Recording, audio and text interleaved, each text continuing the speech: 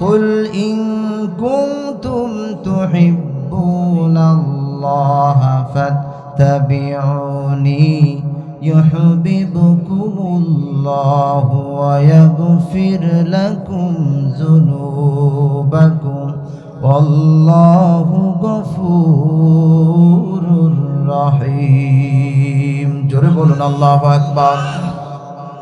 আল্লাহকে যে পাইতে চাই হযরতকে ভালোবেসে, আল্লাহকে যে পাইতে চাই আরশ কুরসি লৌহে কলম, আরশ কুরসি লৌহে কলম না চাহিতে পেয়েছে সে, হযরতকে ভালোবেসে আল্লাহকে যে পাইতে চাই।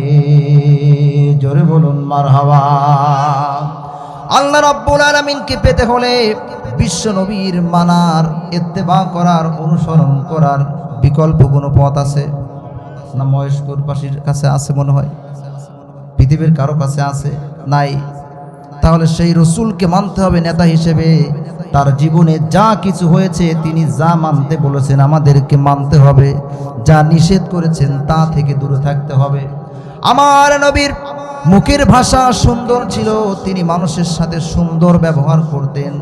যদি আজকে আমি সেই রসুলের কাছ থেকে তার এই চরিত্রের এই বৈশিষ্ট্য আমি গ্রহণ করতে পারি, তাহলে বুঝতে হবে বিশ্ব নবীর একটি চরিত্রের অন্যতম বৈশিষ্ট্য আমি আমার ব্যক্তিগত জীবনে ধারণ করতে পেরেছি। জোরে কোন সুবহানাল্লাহ।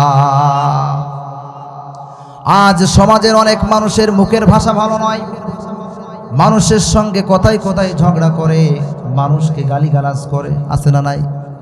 ওর মুখের ভাষার কারণে ওর পাশেই কেউ যায় না। অনেক মানুষ সমাজের সকলেই জানে ওর ব্যবহার ভালো না, মুখের কথায় কোনো মিষ্টি নাই, রসকস নাই, কর্কশ ভাষা।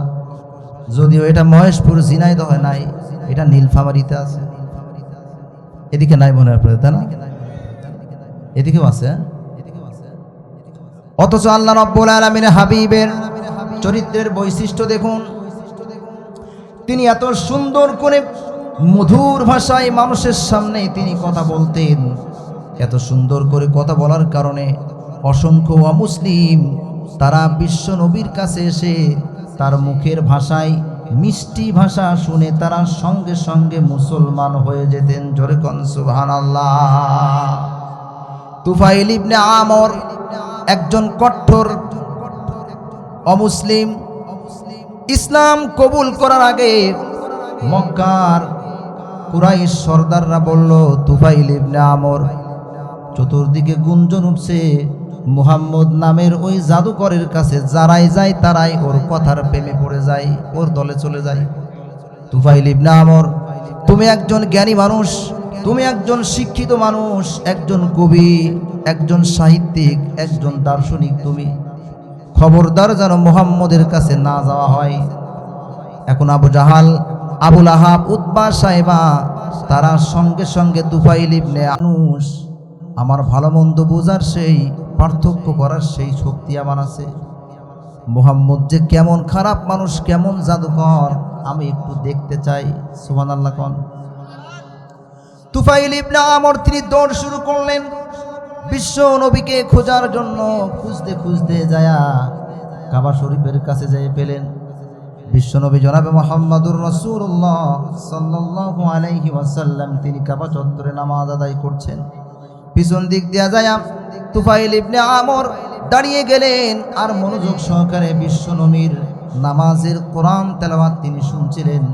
বিশ্বনবী সেই সময় কোরআন তেলাওয়াত করছিলেন, কুল হুয়াল্লাহু আহাদ আল্লাহুস সামাদ লাম ইয়ালিদ ওয়া লাম ইউলাদ ওয়া লাম ইয়াকুল লাহু কুফুয়ান আহাদ। জোরে কোন আল্লাহু আকবার।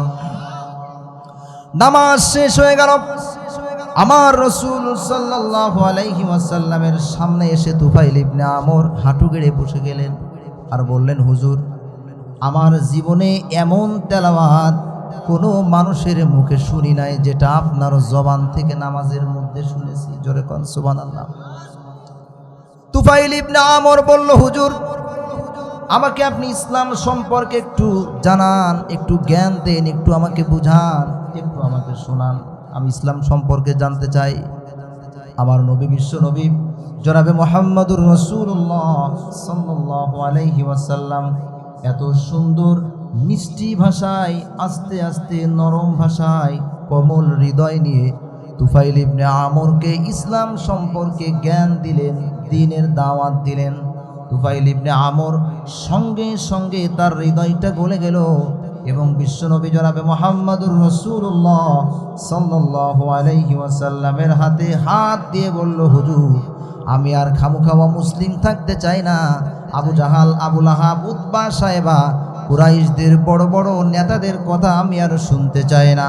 আমার জীবনের বড় ভুল ভেঙে গেছে, আপনি আমারে কালেমা পড়ে মুসলমান বানায় নেন। সঙ্গে সঙ্গে তুফাইল ইবনে আমরের হাত ধরে বিশ্বনবী তিনি বললেন, তুফাইল পড়ো আশহাদু আল্লাহ ইলাহা ইল্লাল্লাহু ওয়া আশহাদু আন্না মুহাম্মাদান আবদুহু ওয়া রাসূলুহু। জান্নাতে একা আমি যাব না তো ভাই, তোমাকেও জান্নাতি দলে নিতে চাই।